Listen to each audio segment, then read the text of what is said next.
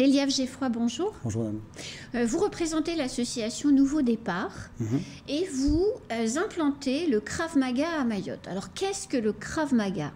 En fait, littéralement, le Krav Maga veut dire self-défense. C'est un terme israélien. Donc nous, on travaille beaucoup sur les techniques de combat rapproché. Voilà, c'est ça. Donc c'est tout nouveau, enfin c'est tout nouveau en tous les cas à Mayotte. Il y a la FFK qui le fait aussi. Donc, FFK, c'est quoi? Fédération Française de Karaté. Donc c'est ouvert en fait l'habilitation pour pouvoir développer le Krav Maga touche 5 fédérations en France.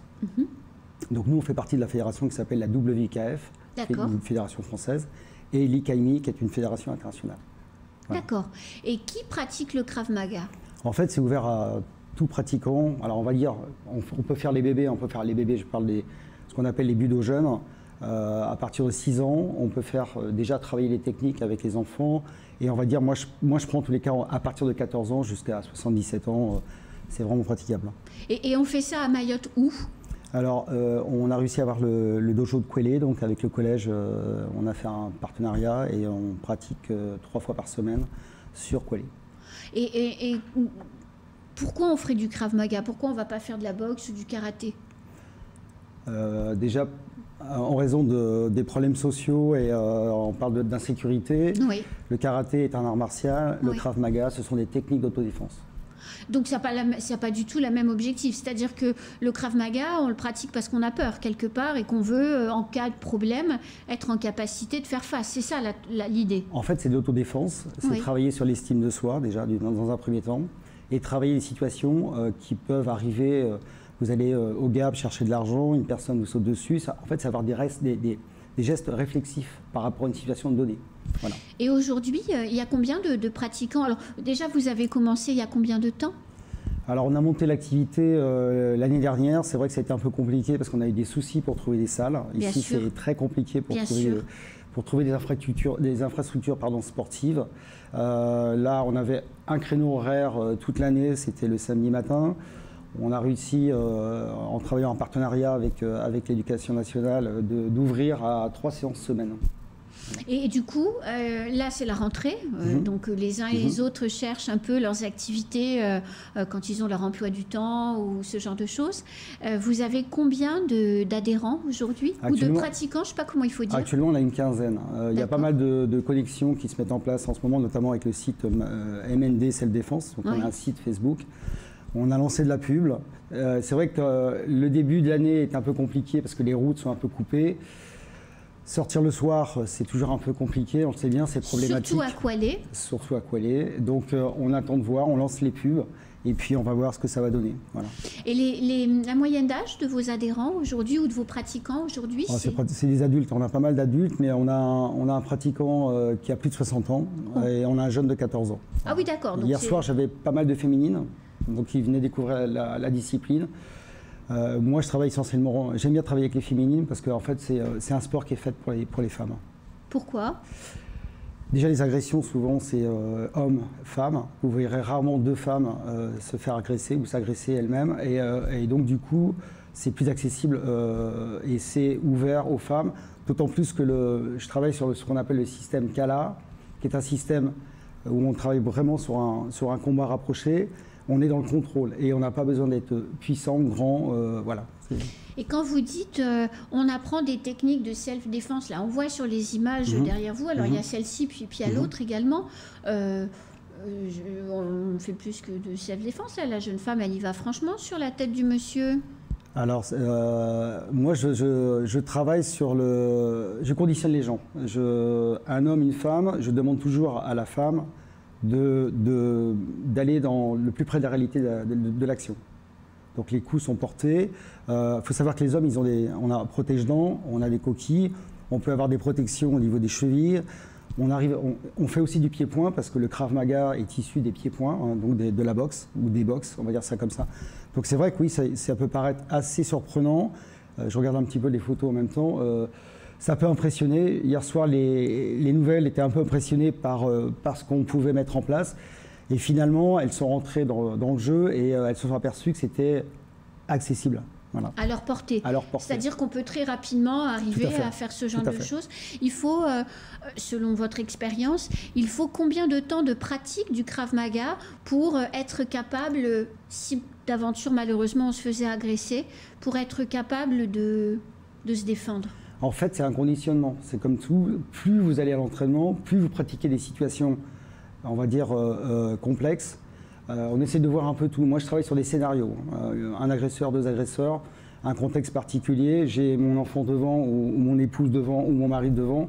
Arriver à sortir, à aller protéger la personne qui est avec moi. Voilà, donc on travaille des scénarios, parce que je pense que dans un dojo, déjà faire des arts martiaux, ou du Krav Maga, ou de la self-défense, ou tout ce que vous voulez, du Pencak Silat, qui est un autre art martial. On est dans un dojo, on est dans un confort. Faut savoir que la réalité, c'est la rue. On est vraiment dans un contexte particulier où il y a un environnement à gérer, du stress à gérer. Dans un dojo, on connaît le partenaire souvent, on est amis, on partage des choses, donc on a des habitudes. Moi, ce que j'essaie, c'est varier un peu les exercices, varier les partenaires et varier les stratégies possibles, en sachant... c'est inévitable, hein, on ne va pas voir toutes les stratégies possibles. Bien sûr. Voilà. Il faut combien de temps pour devenir, pour connaître par cœur les gestes, pour savoir faire? C'est 1 an de pratique, 2 ans, 3 ans? Je pense que déjà, au bout d'1 an, on est assez conditionné. Moi, je travaille souvent les mêmes choses. Je préfère que les gens connaissent une technique, 2 techniques. Oui. Surtout que le système Kala, la défense, la réaction du système Kala, elle est la même quasiment pour toutes les techniques. C'est un contrôle du bras, un contrôle de l'arme. On voit des choses des fois sur des vidéos qui sont effectivement très belles, les gens y volent, il y a beaucoup de coups. Il faut savoir que sur une agression, le temps est limité. C'est-à-dire que c'est une réaction sur 1/10 de seconde, d'autant plus que vous avez le stress, enfin le cardio qui monte, on perd, on va dire, 80% de ses moyens. On est souvent on est inhibé, on est souvent plus dans la soumission que dans la réaction. Et donc nous, on essaie de travailler des situations qui vont permettre à la personne, peut-être à un moment donné, je ne dis pas qu'on n'est pas des Zorro, hein, on n'est pas des Superman, on reste humble dans cette discipline, même si on a une ceinture 3, 4, 5 dan, on n'en a rien à faire. On peut être très surpris parfois par des jeunes, tout à l'heure on parlait de la prison et des problèmes de violence en prison. Dans une situation de violence, tous les scénarios sont envisageables et on ne peut pas calculer. C'est vraiment... Mais alors, il y a, vous dites qu'il y a des ceintures, vous avez parlé de Dan, mais ça veut dire qu'il y a des compétitions. Ça veut dire que les gens qui viennent donc dans vos cours, ils peuvent non seulement apprendre à se défendre s'ils sont agressés dans la rue, mais ils peuvent approfondir leur pratique en participant à des compétitions. Tout à fait. Donc il faut savoir que dans toutes les fédérations, il y a un programme qui est mis en place par les fédérations. Pardon. C'est ce qui unifie en fait tous les clubs issus, qui se sont affiliés à la fédération. Oui. Donc c'est des pratiques et donc il y a effectivement des programmes. Moi, je ne me limite pas au programme. Pour moi, la ceinture, c'est du sportif. Moi, j'essaye vraiment d'être le plus près de la réalité de la vie. C'est-à-dire que dehors, vous n'allez pas être avec votre ceinture. Donc voilà, on a la ceinture de pantalon, ça suffit déjà, ou les bretelles pour certains.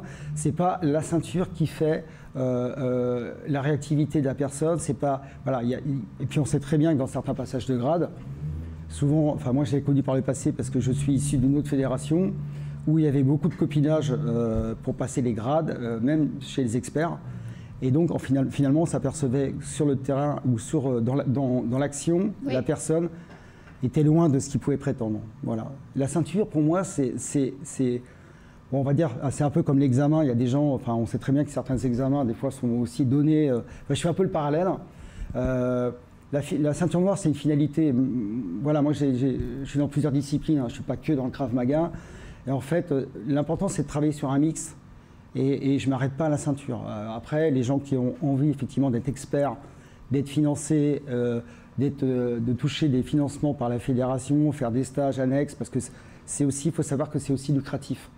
C'est-à-dire que les gens qui passent des ceintures veulent à un moment donné être experts et pouvoir peut-être avoir un deuxième salaire à côté. Moi, je suis quelqu'un qui est depuis 40 ans dans l'associatif. je reste à mon niveau et je ne vais pas...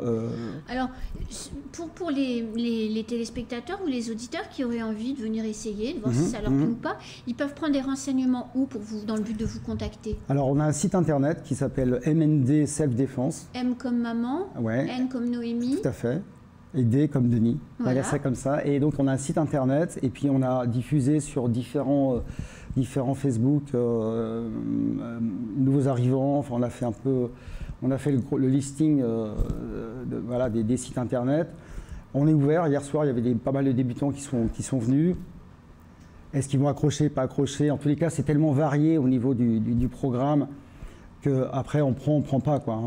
Voilà. Merci beaucoup. Je vous en prie, merci beaucoup à vous. J'espère que vous réussirez dans le lancement de cette nouvelle activité. Merci.